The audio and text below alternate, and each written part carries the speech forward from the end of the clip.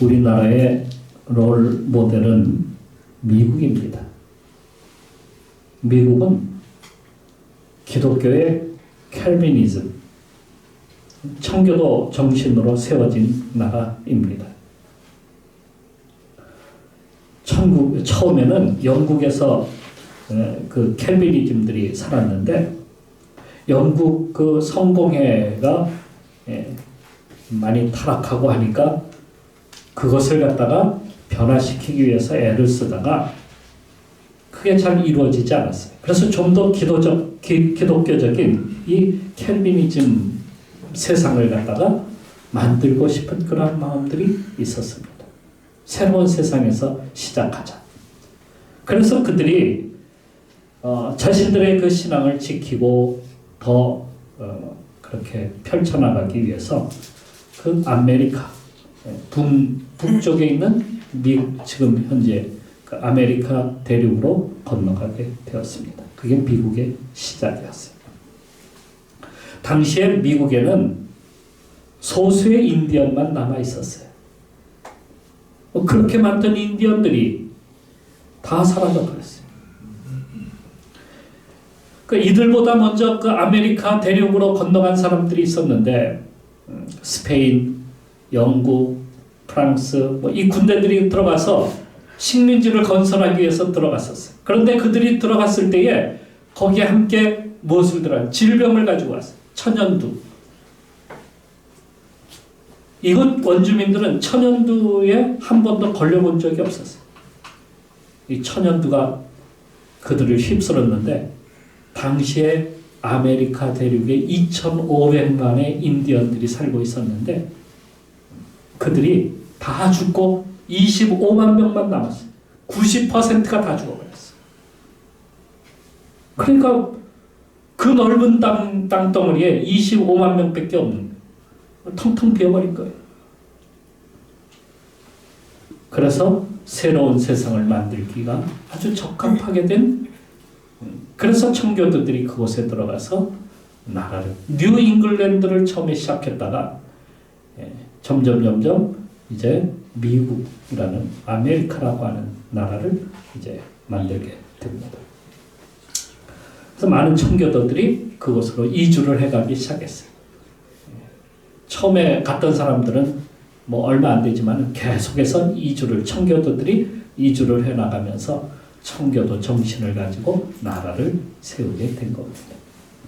우리나라에 그 청교도 정신을 가진 선교사들이 우리나라에 들어와서 조선 말에 한반도에 복음을 갖다가 전해주기 시작을 합니다. 그러니까 이 복음이 어디로부터 들어온 거예요? 유럽이 아닌 그 미국 기독교가 우리나라에 들어오기 시작한 거예요. 그 미국 기독교는 청교도 정신을 가지고 있는 선교사들. 그들이 들어와서 복음을 전했던 거예요. 이 정신을 이어받은 기독교인들이 미국을 갖다가 롤 모델로 나라를 갖다가 다시 세우고 싶어 했던 그게 대부분 그 당시의 사람들이었어요. 그리고 우리나라 초대 이승만 대통령도 철저하게 기독교에 훈련받은 기독교 정신으로 훈련받은 그러한 분이었어요. 그러니까 우리나라가 친일파들이 나라를 세운 것도 아니고 공산주의자들이 나라를 세운 것도 아니에요. 기독교인들이 자유대한민국을 갖다가 세운 겁니다.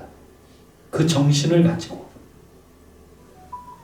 물론 공과 사가 분명히 나눠져 있습니다만은 우리나라는 청교도, 이 캘비니즘 정신의 기초 위에다가 나라를 세운 거예요.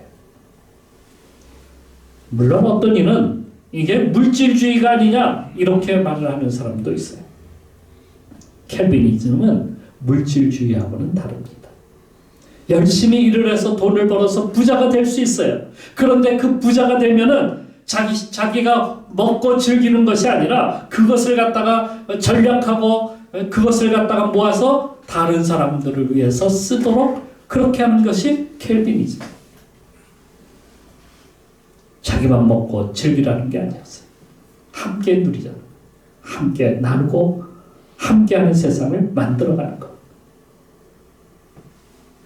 하나님의 사랑을 서로 함께 누리는 것. 그것이 바로 켈비니즘의 사상이에요. 그런데 그것이 변색이 되어서 물질의 탐욕으로 사는 이 물질주의, 세속주의, 물욕주의, 이게 오늘날은 팽배하게 돼버리고 말았어요. 왜요? 신앙을 거기서 싹 빼버리니까. 신앙의 토대 위에 세워져야 되는데 신앙을 빼버리니까 거기에 물질이 주인이 돼버리고 말았어요. 물질이 주인이 되면 무엇이 문제냐? 정신이 모두 물질에게 빼앗기고 말아요. 그러니까 우리는 정신보다 물질이 앞서가는 거예요. 그로 인해서 정신과 영혼이 완전히 피폐되어 버리는 그러한 세상이 되는 거예요. 그래서 육체적인 인간만 남아요. 창세기 6장에 보면 사람이 육체가 된다. 육체적인, 정신은 사라지고 영혼은 사라지고 육체만 남은 그런 사람이 되고 만다는 거예요. 이걸 견디지 못하니까 정신적인 스트레스, 우울증, 공황장애, 불면증, 알코올 중독, 마약 중독, 이것으로 점점 그것으로 옮겨가요. 이게 바로 선진국병이라고 하는 풍요의 병이에요. 나라가 부자 나라가 되고 선진국이 될수록 무엇이 더 심해지냐면 이 풍요병, 여기서 나오는 이 풍요병이 점점 커지는 거예요. 거기다 우리는 세계적인 것들이 있어요. 고소고발 1위, 사회 갈등 지수 2위, 자살 1위, 국민 행복 지수 최하위. 거기다가 여성들은 가정폭력에 시달리고 이혼율도 세계 1위를 달리고 있습니다. 물질은 넘쳐나는데 정신은 점점 피폐해지고 뒤로 사라져버리고 있어요.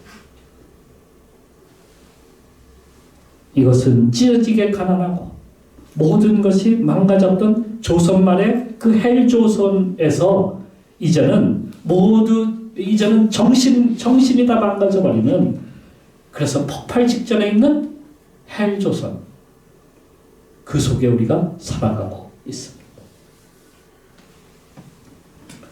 우리가 풍요 속에 살면서 풍요함을 누리지 못하는 이유는 바로 나의 정신이 물질에게 다 빼앗겼기 때문입니다. 그래서 나라는 선진국이지만 우린 과거의 조선시대와 같은 헬조선 속에 살아가고 있습니다. 여기서 벗어나야 됩니다. 그래서 진정한 풍요를 누려야 돼요. 그 진정한 평화가 물질의 풍요만이 진정한 풍요가 아니라 신앙으로 그 위에 물질이 쌓여지는, 그래서 하나님의 역사가 일어나는 그러한 풍요를 우리가 누려야 된다는 말씀이에요. 그래서 그것을 우리는 진리이신 성경에서 그것을 찾아야 되고 그것을 깨달아야 되는 거예요. 과거 이스라엘은 애굽 땅에 살면서 430년 동안 노예살이를 했어요. 종살이, 노예살이. 그들이 시키는 일을 해야 먹을 것을 얻을 수 있었고 그들이 배급을 줘야 그들이 살 수가 있었던 거예요.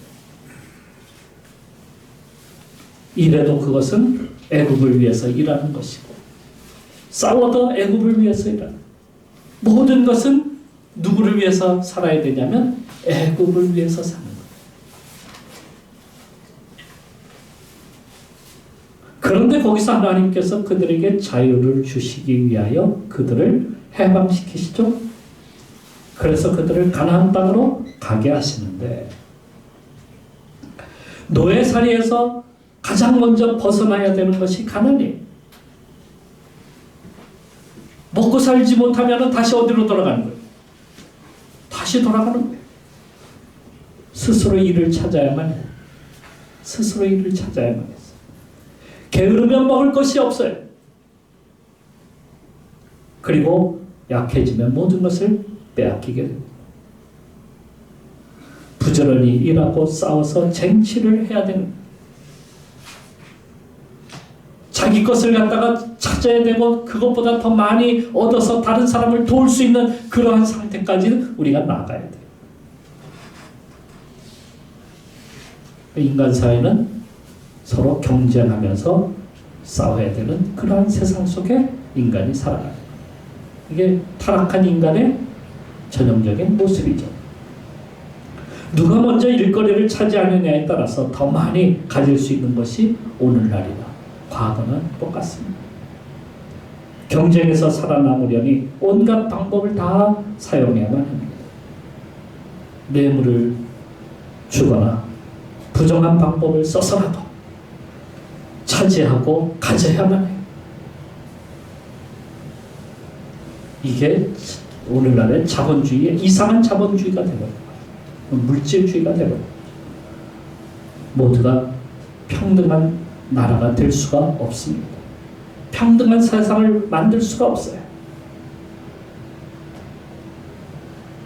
그래서 하나님께서 이스라엘에게 자유를 주실 때에 이런 어떤 방법을 쓰시게 되었는데 어떤 방법이냐면 이런 거였어요. 광야에서 이스라엘에게 만나를 내려주시는 사건이었어요. 40년 동안 그들은 광야에서 만나를 먹었어요. 아무것도 얻지 못하던 그 광야에 하늘에서 하나님께서 뭐 눈송이 같은 거를 갖다가 내려주시는 거예요. 만나는 눈송이 같은 하얀 솜과 같기도 하고. 그래서 그것을 가져다가 그 밀가루처럼 반죽하고 빵을 만들거나 과자를 만들고 그렇게 해서 먹었어요. 사람들은 노인이나 어린아이까지 모두가 광야로 나가야 했어요. 그것도 새벽에 나가야만 해요. 왜요? 해가 뜨게 되고 해가 뜨게 되면은 그 내렸던 것들이 다 사라져버리는 거예요. 그러니까 해 뜨기 전에 나가서 그것을 갖다 거둬야만 했어요. 그러니 부지런히 어떻게 움직여야만 합니다. 부지런히 움직여야 돼요. 열심히 나가서 해야 돼요. 그래서 집안에 있는 모든 것을 다 가지고 나갑니다. 그리고 엄청난 양을 갖다가 걷어들이기 시작했어요. 건강한 사람은 남보다 2배 이상의 것을 갖다가 걷어들였어요. 반면에 노인이나 아이들은 얼마 얻지를 못하는 겁니다. 내가 잡으려고 하면은 다른 사람이 먼저 와서 낚아채가 버려. 나보다 더 빠른 사람들이 얼마나 많은지 몰라요. 어떤 이는 나갔다가 눈물로 돌아와야만 하는 사람도 있었어요.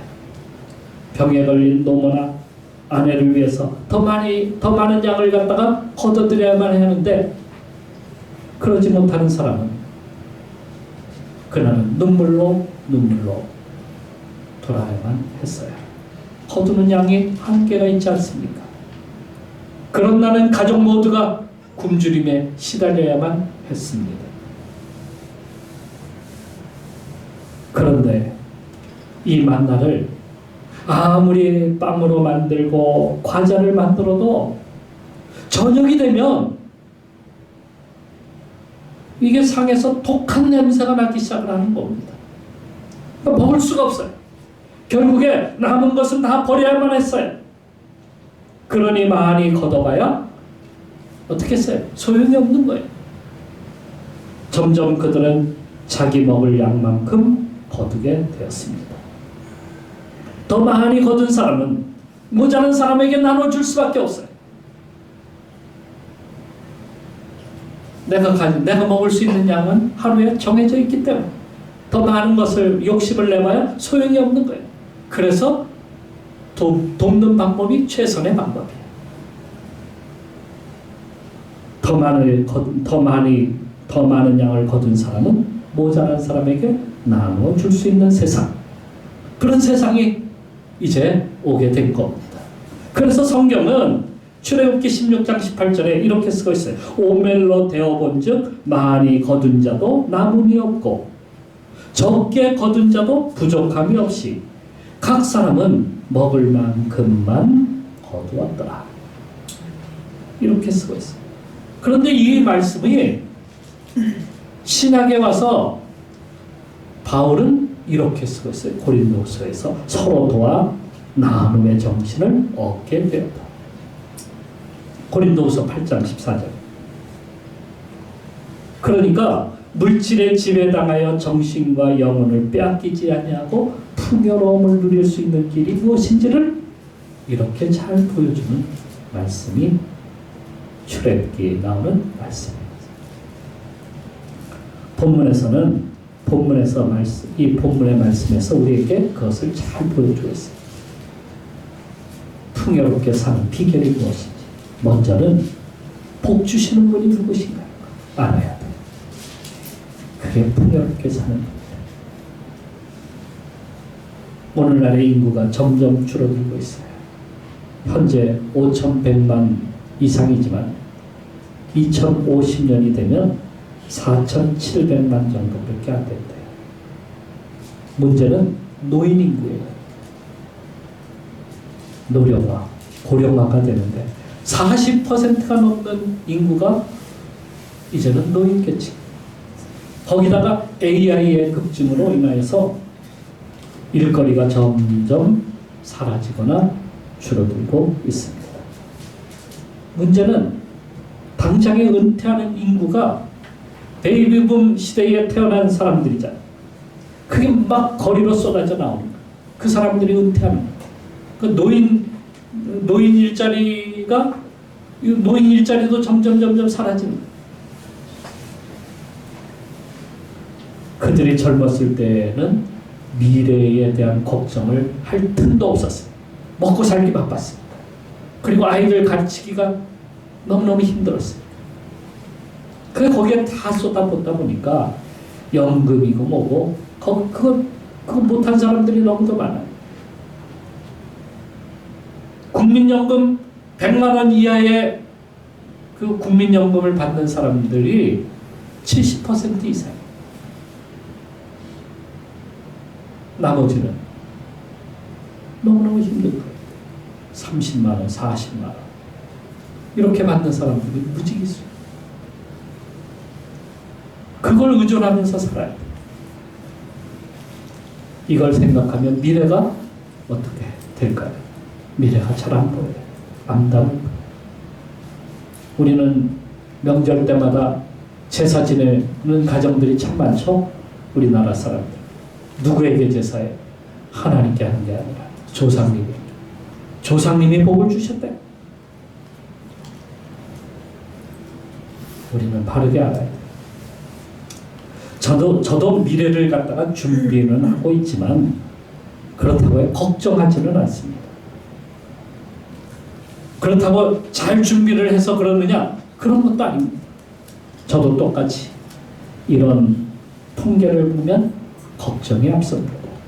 하지만 하나님은 그 시대마다 다 필요한 것을 다 준비해 놓고 계십니다.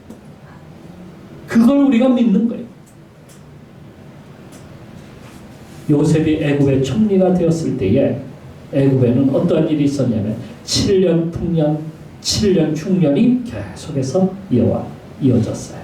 그래서 모든 것을 다 앗아가 버렸어요. 먹을 것이 없어요. 미래가 완전히 없는 그런 세상이 되고 말았어요. 주위의 나라들은 더 심했어요. 여기는 요셉이라도 있지. 거기는 아무도 그것을 준비하는 사람들이 없었어요. 그래서 기근으로 인해서 굶주리고 어려움으로 그렇게 살아갈 때에 요셉이 국무총리가 된 겁니다. 그는 이 모든 것을 준비하여서 애국과 주위의 나라들을 구제하고 그래서 그 시대를 갖다가 구제하게 되었어요. 그는 이 모든 것을 하나님이 주심을 갖다가 분명히 믿었던 겁니다. 우리도 믿어야 됩니다. 하나님이 주시지 않으면 소용이 없어요. 본문에서 하나님은 내가 만일 내 하나님 여호와의 말씀만 듣고 누구 말씀을? 하나님 말씀. 내가 오늘 내게 내리는 그 명령을 다 지켜 행하면 내 하나님 여호와께서 내게 기업으로 주신 땅에서 내가 반드시 복을 받으리니 너희 중에 어떤 사람이 없다? 가난한 자가 없다. 우리가 말씀을 잘 듣고 행하면 하나님께서 이렇게 가난한 자가 없이 해주신다. 하나님이 복 주셔서 가난하지 않게 하고 부자가 되게 해주신다고 해도 오늘날 사람들은 대부분 자기 힘으로, 어떤 사람은 조상이, 다른 무슨 힘이, 아무리 경쟁해도 소용이 없어요. 아등바등 살려고 해도 자기 힘만 들 뿐입니다. 새 중에 가장 작은 새는 벌새입니다. 벌새는 몸 길이가 6cm 정도까지 자라요. 한 2-3cm 되는 벌새 저도 많이 여러 번 봤어요. 현존하는 새 중에 가장 작습니다. 몸이 이렇게 작은데도 새 가운데서도 가장 고단하고 힘들게 살아가는 새는 벌새입니다. 긴 부리가 앞에 나와 있죠. 그 긴 부리를 꽃 속에 있는 꿀을 갖다가 얻기 위해서 거기에 그 꽃에 내려앉아야 되는데 내려앉지를 못해. 그 대롱을 갖다가 그 꽃 속에 있는 꿀을 갖다가 얻기 위해서 대고 날개로다가 중심을 잡아요. 그래 얼마나 노동력이 많은 거예요. 얼마나 힘든 거예요. 정지비행을 해야 되니까 1초에 70번을 갖다가 날개짓을 해야 된다. 난 그렇게도 못해. 똑똑할 수 어떻게 70번을 할 수 있을까? 그러니 얼마나 피곤하겠어. 얼마나 힘들겠어요. 사람들이 이 벌새처럼 살아가고 있다는 사실을 알아야 돼. 얼마나 피곤하게 살아가는지 몰라요. 자기 힘으로, 자기 노력으로. 그래서 조금 얻게 되면 내가 이만큼은 이루었다 이렇게 말을 하는 사람도 있어요.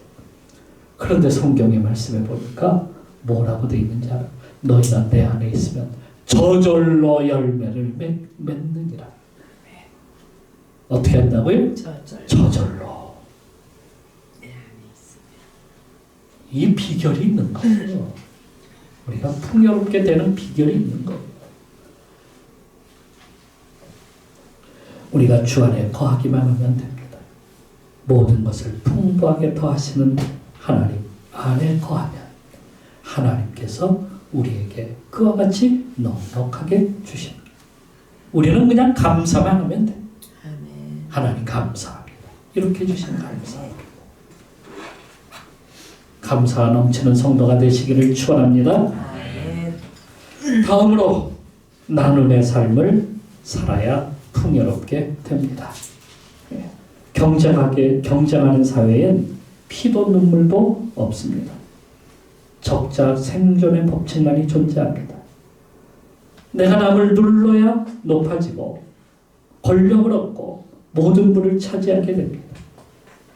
그런 사회가 될수록 빈부의 격차가 어떻게 될까요? 점점 심해지죠. 사회적 갈등이 점점 커집니다. 사람이 사는 세상이 그렇습니다. 우리나라는 좌와 우가 서로 싸웁니다. 서로 차지하기 위해서. 이스라엘에는 하마스와 이스라엘이 그 영토 안에서 서로 싸웁니다. 러시아와 같은 나라를 보면 그 민족이 같은 민족이에요. 그런데 땅덩어리를 서로 차지하기 위해서 서로 싸우고 있어요.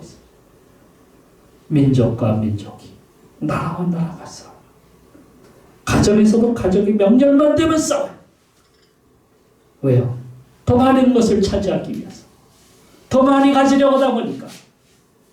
그래서 싸우는 거예요. 예수님이 사셨던 이스라엘도 마찬가지였어요. 한 서기관이 와서 계명에 대해서 질문을 했어요. 예수님이 그럼 너는 뭐라고 생각하느냐? 그랬더니 첫째 계명은 하나님을 사랑하는 것이고 둘째는 이웃을 사랑하는 것입니다. 예수님이 행함이 없는 이 서기관을 향해서 뭐라고 하셨겠어요? 너도 가서 그렇게 행해라. 이렇게 말씀을 하셨어요. 그러자 서기관이 그럼 내가 도울 이웃은 누구입니까? 내 이웃이 과연 누구란 말입니까? 그런데 주님께서 뭐라고 하셨어요? 어려움을 당한 사람을 돕는 것이 이웃이야.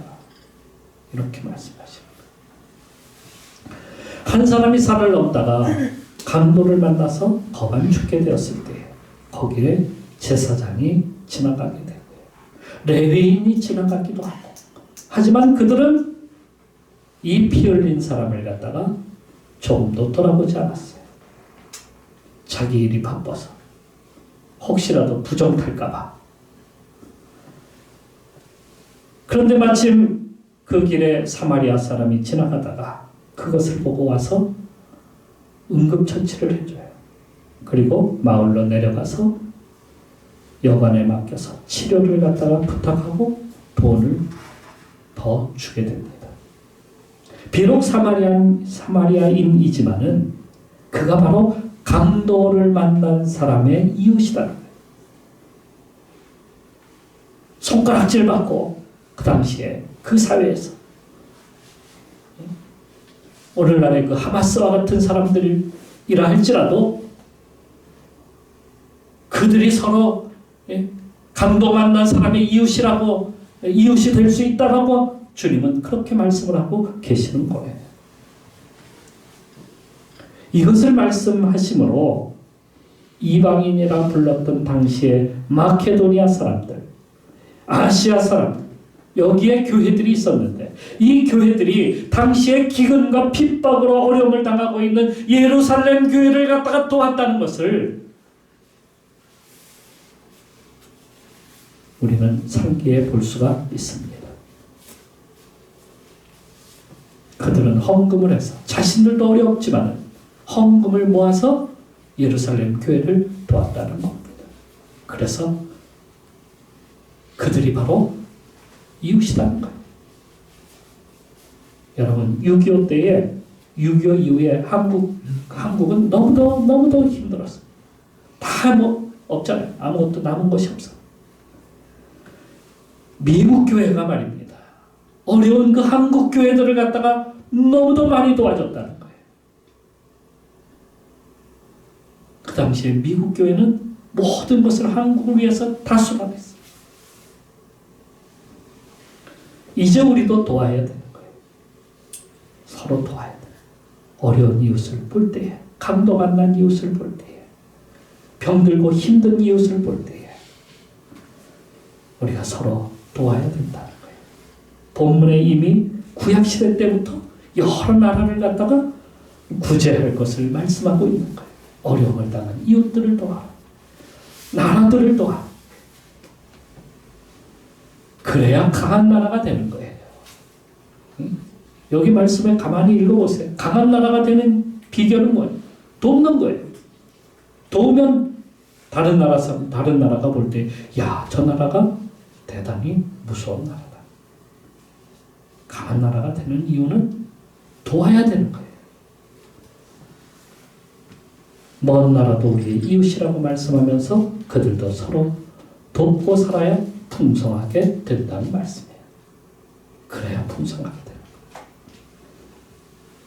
그런데 나누지 못하면 여러분 풍요로움도 없음을 알아야 돼요. 나누지 못하면 풍요로움이 사라져요. 9절 말씀에 이렇게 쓰고 있어요. 내 궁핍한 형제를 악한 눈으로 바라보며 아무것도 주지 아니하면 그가 너를 여호와께 호소하리니 그것이 내게 죄가 되리라. 돕지 않아요. 그러면 저 사람은 부자인데 어떻게 저럴 수가 있어. 하나님께 나가서 하나님이여 정말 우리는 이렇게 힘들게 살아가고 있습니다. 하나님께 호소하라. 그러면 그 사람은 죄가 된다. 예수님의 비유에서 한 부자에 대해서 말씀하고 있어요. 그 부자는 소출이 많아서 많은 곡식을 거두었는데 그는 자신을 위해서 창고를 짓고 여러 해 쓸 것을 창고에 들인 후에 내 영혼아 평안히 쉬고 먹고 마시고 즐거워하자 하리라. 하나님께서 그의 영혼을 오늘 밤에 데려가시면 그는 어떻게 될까? 그것은 누구의 것이 될까? 그 재산은 누구 것으로 될까? 누리지도 못해요. 부자와 거짓 나사로의 비유에서 부자는 지옥의 불 가운데서 고통하며 부르짖는데 다시 이곳에 오고 싶겠어요? 다시는 안 가고 싶어요. 그러려면 어떻게 해야 돼요? 나눔의 삶을 살라고 알려줘야 돼요. 그게 복받는 비결이에요. 그런데 나누지 않으면 어디로 가? 지옥불 속에 떨어진다. 한 부자관원에게 주님께서 이렇게 말씀하셨어요. 내게 있는 것을 팔아서 가난한 자들에게 나눠주라. 그리하면 하늘에서 내게 보화가 있으리라. 그 부자관원은 근심하며 돌아갔어요. 재물 때문에. 그는 하나님 나라를 경험하지 못했습니다. 주님은 이렇게 말씀하시고 부자는 천국에 들어가기가 너무 어렵다는 거예요. 바늘귀로 낙타가 들어가는 것처럼 들어가지 못하는 것처럼 어려워요. 오히려 불행함이 그를 따라다닙니다. 물질은 많아요. 돈은 많아요. 그런데 풍요로움을 누리지 못해요. 우리의 풍요로움은 하나님 나라 곧 천국을 우리 속에 채우는 거예요. 우리가 서로 나눠주고 서로 구제하고 서로 함께하면 할수록 하나님 나라가 우리 가운데 임하는 거예요.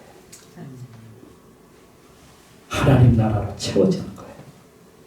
그러면 궁핍이 사라지는 거예요. 하늘의 양식으로 배부를 것이고 기쁨과 즐거움으로 감사가 넘치게 될 거예요. 이런 은혜 모두가 누리는 것. 이게 풍요 속에 사는 겁니다. 여러분 풍요로운 삶을 사는 성도가 되시기를 주님의 이름으로 축원합니다. 기도하겠습니다.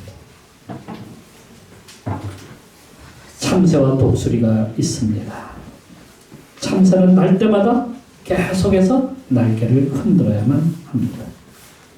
그렇다고 멀리 날 수 있을까요? 멀리 날아가지도 못합니다. 너무 힘들어서. 그런데 독수리는 하늘로 올라서 유영을 합니다. 한 번만 치면 돼요. 바람을 탈 줄 알고 바람을 이용하여서 멀리 나옵니다. 자기 힘으로 살려는 자는 참새와 같이 바쁘고 힘들지만 거기서 거깁니다. 그런데 하나님이 복주심을 믿고 그분을 의지하고 나가면 독수리처럼 사는 사람입니다. 성경은 내게 능력 주시는 자 안에서 내가 모든 것을 할 수 있느니라 말씀합니다. 주님의 능력은 독수리 날개보다도 더 높이 날게 만듭니다. 주님을 믿고 풍요로움을 누리는 성도가 되기를 원치 않으십니까? 원치 않는 분은 없습니다. 풍요로움을 누려야만 합니다. 그러기 위해서는 우리가 주님께 나가야 되죠. 주님을 믿고 그분이 복주심을 의지하고 말씀대로 행하여 살면 서로 구제하고 나누면 됩니다. 그러면 하나님이 복을 주십니다. 오늘 우리 그것을 알고 주님께 풍요로움을 나에게도 허락하여 주옵소서. 풍요롭게 살 수 있도록 주님께 나가게 하여 주옵소서. 이 시간 우리 기도하면서 나가도록 합시다.